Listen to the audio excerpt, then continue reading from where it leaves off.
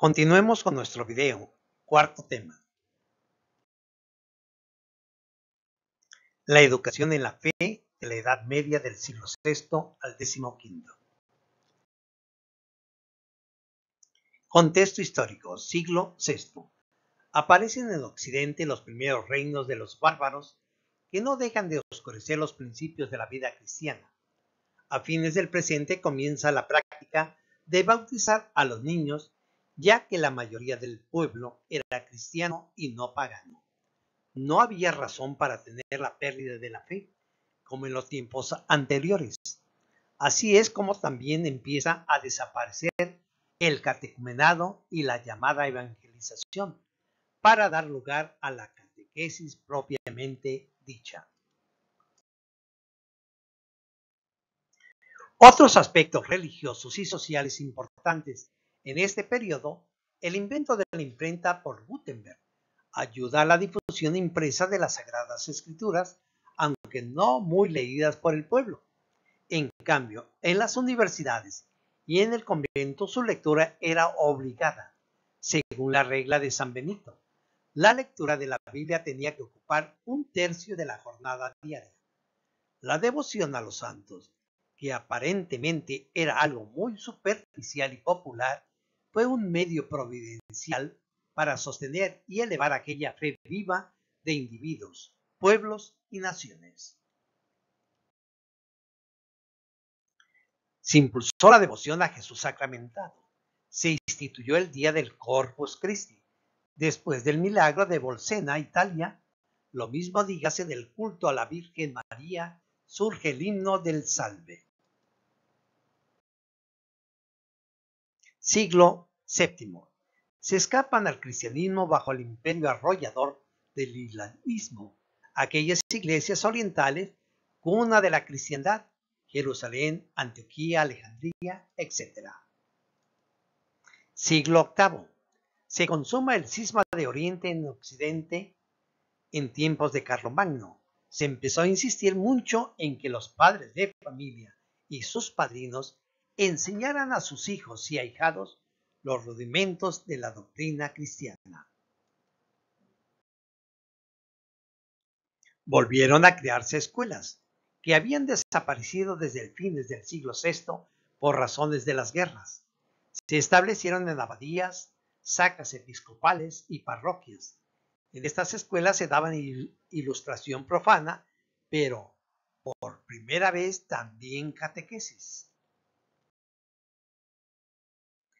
Entre los sistemas que encontramos en ese tiempo está la Biblia de los pobres, o sea, el de cuadros sobre la vida de Cristo.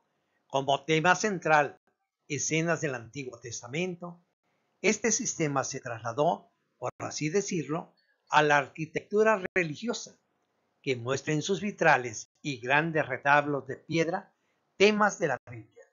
Según el historiador Daniel Robbs, la forma de catequizar eran en 4 maneras.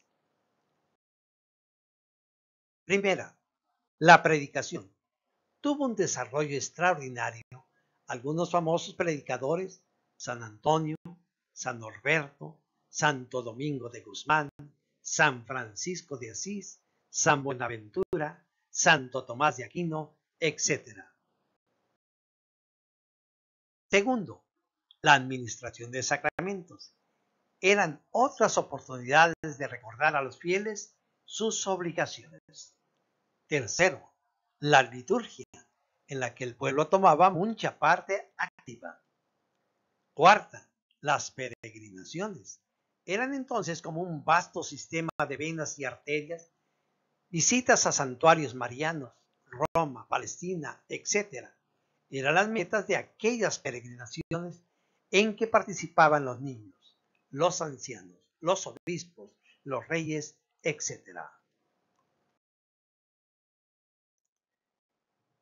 Por el aspecto carismático, va perdiendo en este tiempo su sabor bíblico, tanto en las ideas como en la presentación.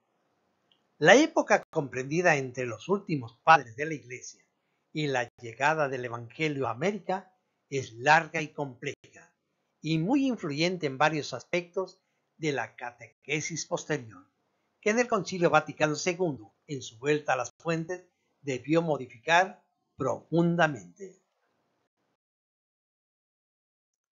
Breve catequesis misionera medieval.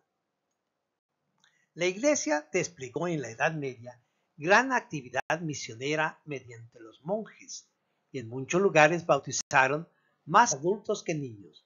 Los laicos, y especialmente la mujer, dejaron de sentirse responsables de la evangelización, a diferencia de la época apostólica, donde la Iglesia estaba establecida. El bautismo de los niños se hizo tan general que acabó con el catecumenado, aunque se procuró hacer participar a los padres o a uno de ellos en reuniones litúrgicas preparatorias durante pocos días. Predominaron los bautismos en masa, sin discernir los motivos para pedirlo. Preparar una celebración consciente y fructuosa. Al comienzo, el contenido de la catequesis previa al bautismo se reduce al credo, a lo que el obispo Martín de Braga, en el siglo VI, añade el Padre Nuestro para incorporar actitudes y no solamente doctrina. En escuelas y parroquias imita la enseñanza teológica por preguntas y respuestas. Carlomagno exige a parroquias y monasterios tener escuela, donde la principal enseñanza es la doctrina cristiana. Aparecen manuales de teología, elemental para clérigos, en preguntas y respuestas, procedimiento que ellos copian al enseñar la doctrina cristiana, como resúmenes teológicos. Esto pasa a considerarse como el método catequístico, al margen de la tradición misionera que exige aceptar a Jesucristo en su evangelio llevando vida cristiana.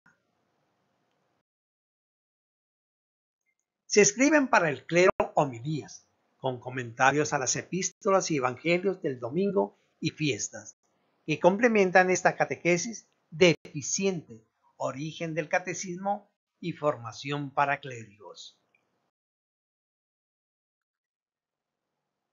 Los elucidadorios y septenarios, el género de los elucidarios, aclarar, o sea, un diálogo sobre los principales puntos de la doctrina cristiana, síntesis teológicas aclaratorias de la doctrina.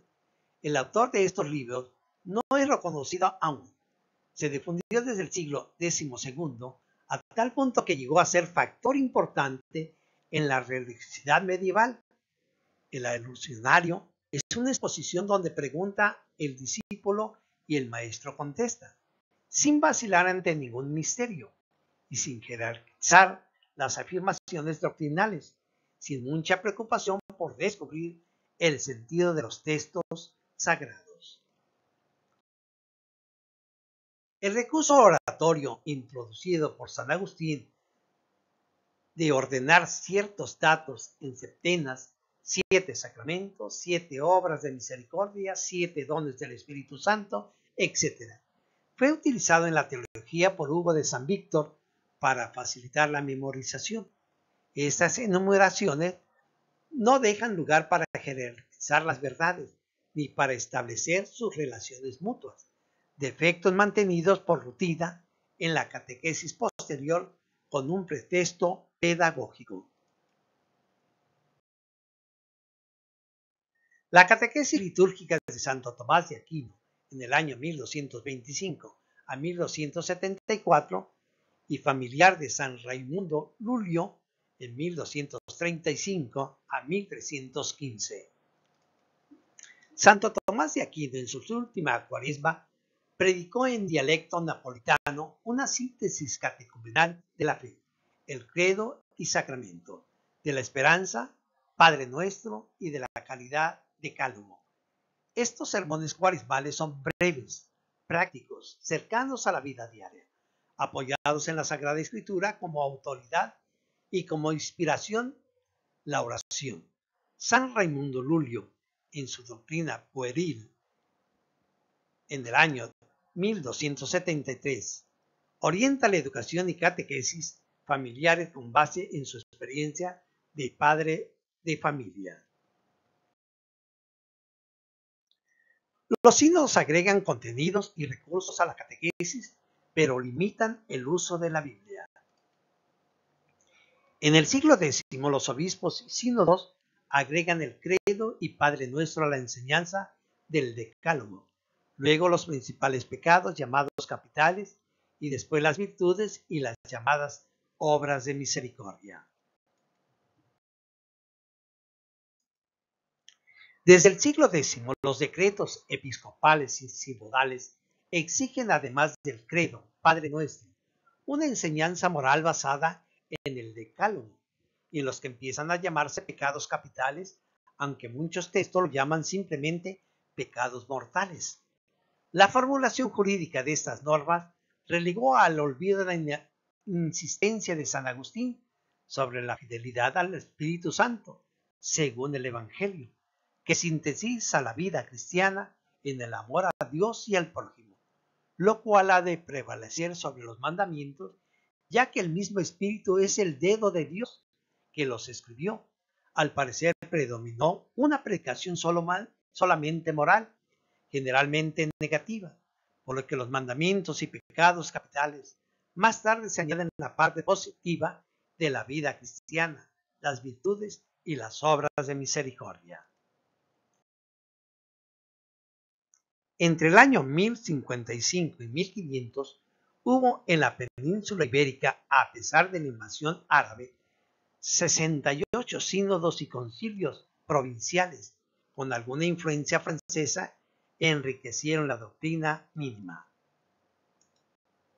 En el año de 1429, en el Concilio Legatino de Tortosa, manda hacer un resumen de la doctrina para el pueblo en 6 o 7 lecciones y un texto para que aprendan los niños fuera del templo. El Concilio de Aranda, en el año 1473, ordena a los párrocos publicar la tabla de los artículos de la fe, el decálogo de los sacramentos y los vicios y virtudes desde la Septuagésima hasta el Domingo de la Pasión, división del año litúrgico. El Sínodo de Alcalá, en el año de 1480, creó la escuela parroquial, obligatoria hasta los 12 años, para enseñar costumbres cristianas, lectura, escritura y canto, e introdujo, sin darse con la cruz, otro Sínodo de Alcalá. Es todo por el día de hoy. Recuerden ver los 2 videos y empezar y seguir y continuar, si no lo han hecho, su línea del tiempo. Que tengan un buen descanso este día.